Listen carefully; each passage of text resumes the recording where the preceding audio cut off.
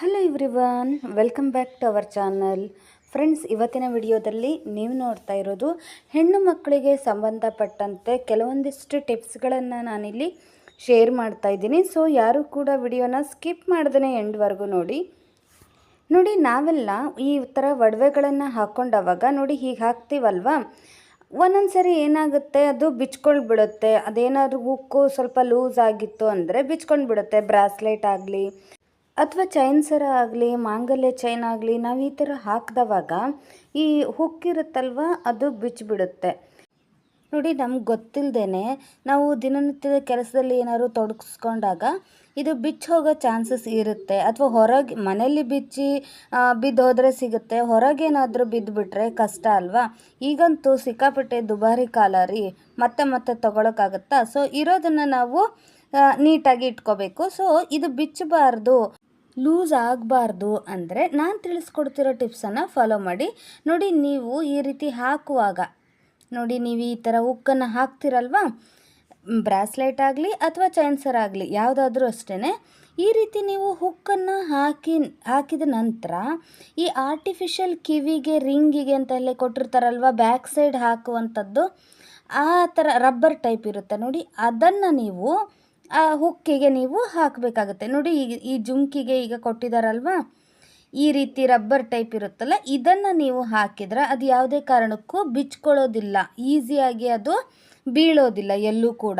So ನೀವು ಈ ಥರದನ್ನು ನೀವು ಚಿಕ್ಕದಾಗಿದ್ದರೆ ಅದನ್ನು ಚಿಕ್ಕದಾಗಿರುವಂಥದ್ದು ಹಾಕೋಬಹುದು. ಚೈನ್ ಸರ ಆಗಲಿ ಅಥವಾ ಬ್ರಾಸ್ಲೈಟಿಗೆ ನೀವು ಈ ರೀತಿ ಹಿಂದ್ಗಡೆ ನೀವು ರಬ್ಬರ್ ಟೈಪಿಂದ ಹಾಕಿಬಿಟ್ರೆ ಅದು ಈಸಿಯಾಗಿ ಅದು ವಾಪಸ್ ಬರೋದಿಲ್ಲ, ಹೊರಗಡೆ ಬರೋದಿಲ್ಲ. ಸೊ ಹಾಗಾಗಿ ಈ ಟಿಪ್ಸನ್ನು ಫಾಲೋ ಮಾಡಿದರೆ ನಿಮ್ಮ ಒಡವೆ ನಿಮ್ಮ ಹತ್ರನೇ ಇರುತ್ತೆ.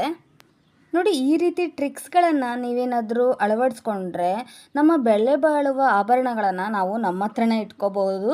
ಕಳ್ಕೊಳ್ಳೋ ಚಾನ್ಸಸ್ಸು ಕಡಿಮೆ ಅಂತ ನಾನು ಹೇಳ್ತೀನಿ. ಆಭರಣ ಅಂಗಡಿಯವರೇ ಈಗ ಎಲ್ಲ ಈ ರೀತಿ ಟ್ರಿಕ್ಸ್ಗಳನ್ನು ಫಾಲೋ ಮಾಡಿ ಅಂತ ಹೇಳ್ತಾ ಇದ್ದಾರೆ.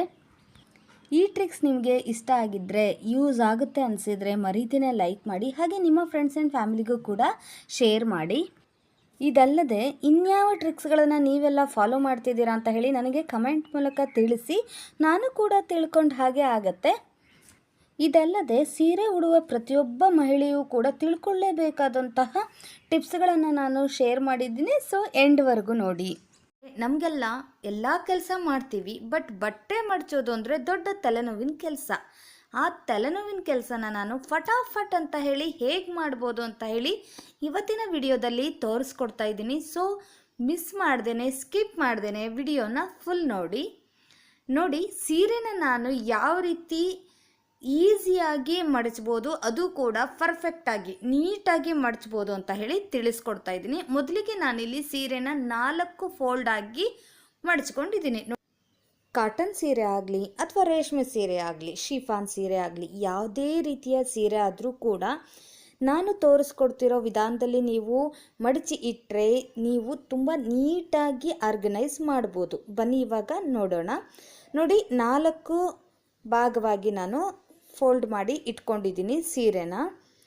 ಫಸ್ಟ್ ಈ ರೀತಿ ಫೋಲ್ಡ್ ಮಾಡಿ ಇಟ್ಕೊಂಡು, ನೆಕ್ಸ್ಟು ಸೀರೆನ ಸ್ವಲ್ಪ ಕೆಳಗೆ ಎಳ್ಕೊಂಡು ಮೇಲ್ಭಾಗದ ಸೀರೆನ ಸ್ವಲ್ಪ ಅರ್ಧ ಭಾಗದಷ್ಟು ಬೇಡ, ಸ್ವಲ್ಪ ಕಾಲು ಭಾಗದಷ್ಟು ಮಡಚಿ ಇಟ್ಕೊಳ್ಳಿ. ಆಯಿತಾ? ಮಡಚಿ ಇಟ್ಕೊಂಡು ಕಾಲು ಭಾಗದಷ್ಟು ಮಾತ್ರ ಮಡಚಬೇಕು, ನೆನಪಿರಲಿ. ಇದಿಷ್ಟನ್ನು ಮಡಚಿ ನೀಟಾಗಿ ನೀಟಾಗಿ ಈ ಥರ ಇದನ್ನು ಮಾಡಿ. ಫ್ರೆಂಡ್ಸ್, ವಿಡಿಯೋ ನೋಡಿ ಹಾಗೆ ಹೋಗ್ಕೊಡ್ದು. ನಿಮಗೆಲ್ಲ ಈ ವಿಡಿಯೋ ಇಷ್ಟ ಆದರೆ ಲೈಕ್ ಮಾಡೋದನ್ನು ಮಾತ್ರ ಮರಿಬಾರ್ದು, ಓಕೆನಾ? ಓಕೆ, ಇವಾಗ ಮುಂದುವರ್ಸೋಣ. ಈಗ ಒಂದು ಬಟ್ಟೆ ಕ್ಲಿಪ್ಪನ್ನು ತಗೊಳ್ಳಿ. ಒಂದು ಬಟ್ಟೆಗೆ ಹಾಕ್ತೀವಲ್ಲ ನಾವು ಒಣಗಿ ಹಾಕುವಾಗ, ಆ ಕ್ಲಿಪ್ಪನ್ನು ತಗೊಂಡು ಸೆಂಟ್ರಲ್ಲಿ ಈ ಕ್ಲಿಪ್ಪನ್ನು ಹಾಕ್ಕೊಳ್ಬೇಕಾಗತ್ತೆ. ಸೀರೆಯ ಸೆಂಟ್ರಲ್ಲಿ ನೀವು ಈ ಥರ ಕ್ಲಿಪ್ಪನ್ನು ಹಾಕ್ಕೊಂಡು ಮಡಚಲಿಕ್ಕೆ ಅನುಕೂಲ ಆಗುತ್ತೆ ಅಂತ ಹೇಳಿ ಹಾಕೋದು ಅಷ್ಟೇ. ಸೀರೆ ಆಚೆ ಈಚೆ ಆಗೋದಿಲ್ಲ. ನಾವೇನು ಫೋಲ್ಡ್ ಮಾಡಿದ್ದೀವಲ್ಲ, ಆ ಫೋಲ್ಡಿಂಗ್ ಆಚೆ ಈಚೆ ಆಗೋದಿಲ್ಲ. ಆದ್ದರಿಂದ ಒಂದು ಬಟ್ಟೆ ಕ್ಲಿಪ್ಪನ್ನು ಹಾಕೋದ್ರಿಂದ ಹಾಗೇ ಇರುತ್ತೆ, ನಾವೇನು ಫೋಲ್ಡ್ ಮಾಡಿದ್ದು ಹಾಗೆ ಇರುತ್ತೆ. ಅದಕ್ಕಾಗಿ ನಾವು ಈ ಕ್ಲಿಪ್ಪನ್ನು ಹಾಕಬೇಕಾಗುತ್ತೆ ಅಷ್ಟೇ.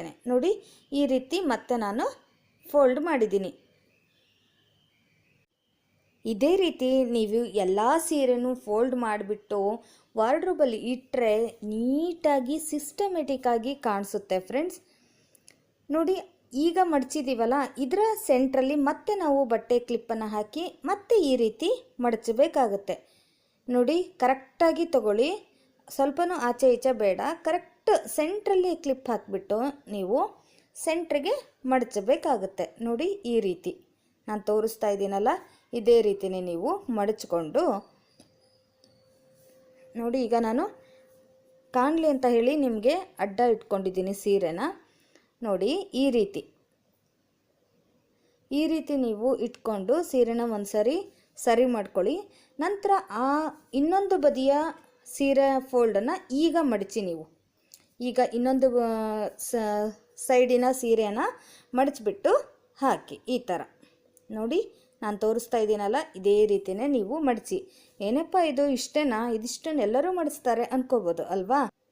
ವೆಯ್ಟ್ ಸ್ವಲ್ಪ ವೆಯ್ಟ್ ಮಾಡಿ, ನೆಕ್ಸ್ಟ್ ತಿಳಿಸ್ತೀನಿ. ನೋಡಿ, ಈ ಭಾಗ ಇದೆಯಲ್ಲ, ಈ ಭಾಗದಲ್ಲಿ ನಿಮ್ಮ ಎರಡೂ ಹಸ್ತವನ್ನು ಕೂಡ ನೀವು ಒಳಗಡೆ ಹಾಕಿಬಿಟ್ಟು ಸೀರೆಯ ಅಂಚನ್ನು ಹಿಡ್ಕೊಳ್ಳಿ.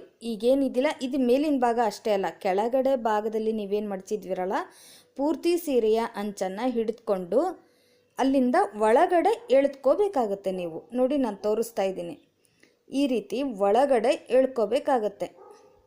ಫುಲ್ ಫೈನಲ್ ಪಿಕ್ ನೋಡಿ, ಅವಾಗ ನಿಮಗೆ ಅರ್ಥ ಆಗುತ್ತೆ ತುಂಬಾ ಚೆನ್ನಾಗಾಗಿದೆ ಅಂತ ಹೇಳಿ ನೀವೇ ಕೂಡ ನನಗೆ ಕಮೆಂಟ್ ಹಾಕ್ತೀರಾ. ನೋಡಿ, ಈ ರೀತಿ ಬಂತು, ಎಷ್ಟು ಚೆನ್ನಾಗಾಗಿದೆ ನೋಡಿ. ಸ್ವಲ್ಪ ಕೂಡ ಸೀರೆ ಆಚೆ ಈಚೆ ಆಗೋದಿಲ್ಲ, ಅದೇನು ಐರನ್ ಕೂಡ ಹಾಳಾಗೋದಿಲ್ಲ. ನೀವು ಈ ಥರ ನೀಟಾಗಿ ಮಡಚಿಟ್ಕೊಂಡು ಬಿಟ್ರೆ ಚೆನ್ನಾಗಿ ಕಾಣಿಸುತ್ತೆ, ಸ್ವಲ್ಪ ಕೂಡ ಮೆಸ್ಸಿಯಾಗಿ ಕಾಣೋದಿಲ್ಲ. ಸೀರೆ ನೋಡಿ ಇವಾಗ ಎಷ್ಟು ಚೆನ್ನಾಗಿ ಕಾಣಿಸ್ತಾ ಇದೆ ಅಂತ ಹೇಳಿ. ಬ್ಲೌಸ್ ಕೂಡ ಮಿಸ್ ಆಗಬಾರ್ದು, ಆಚೆ ಈಚೆ ಆಗಬಾರ್ದು, ಇನ್ನೆಲ್ಲೋ ಇಟ್ಟು ನಾವು ಹುಡ್ಕೋದು ಯಾಕೆ? ನೋಡಿ, ಈ ಮೇಲ್ಗಡೆ ಭಾಗವನ್ನು ತೆಗೆದುಬಿಟ್ಟು ಅಲ್ಲಿ ನೀವು ಬ್ಲೌಸನ್ನು ಇಟ್ಕೋಬೋದು.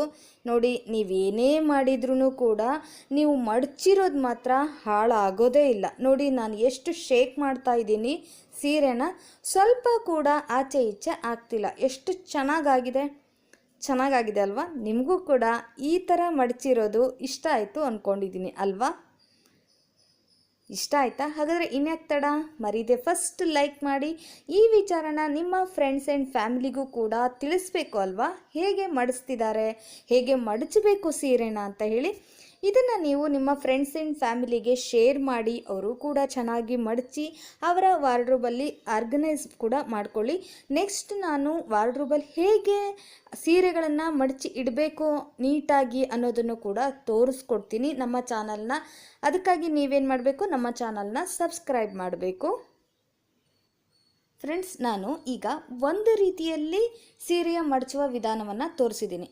ನಿಮಗೆಲ್ಲ ಇನ್ನೊಂದು ರೀತಿಯಲ್ಲಿ ಸೀರೆನ ಹೇಗೆ ಮಡಚ್ಬೋದು ಅಂತ ಹೇಳಿ ತೋರಿಸ್ತೀನಿ ನೋಡಿ. ಇವಾಗ ನೆಕ್ಸ್ಟು ನಾನು ಒಂದು ಸೀರೆ ತೊಗೊಂಡಿದ್ದೀನಿ, ಅದನ್ನು ಕೂಡ 4 ಭಾಗವಾಗಿ ಮಡಚಿಟ್ಕೊಂಡು 4 ನೆರಿಗೆ ಈ ಥರ ಮಾಡಿಬಿಟ್ಟು ಫೋಲ್ಡ್ ಮಾಡಿಬಿಟ್ಟು ನಾನು ಮಡಚಿ ಇಟ್ಕೊಂಡಿದ್ದೀನಿ. ಉದ್ದ ಆಗುತ್ತಲ್ವ, ಇಲ್ಲಿ ಕ್ಯಾಮ್ರಾದಲ್ಲಿ ತೋರಿಸ್ಲಿಕ್ಕೂ ಕೂಡ ಅನುಕೂಲ ಆಗಲಿ ಅಂತ ಹೇಳಿ ನಾನು ಆಲ್ರೆಡಿ ಈ ಥರ ಮಡಚಿ ಇಟ್ಕೊಂಡಿದ್ದೀನಿ. ಆಯಿತಾ?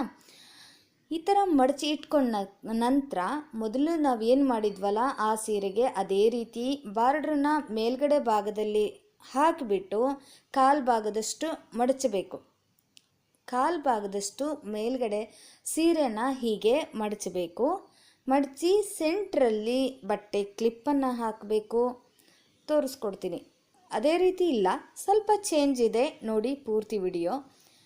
ಸೆಂಟ್ರಿಗೆ ಬಟ್ಟೆ ಕ್ಲಿಪ್ಪನ್ನು ಹಾಕಿಬಿಟ್ಟು ನೋಡಿ ಈ ಥರ ಫೋಲ್ಡ್ ಮಾಡ್ಕೋಬೇಕು.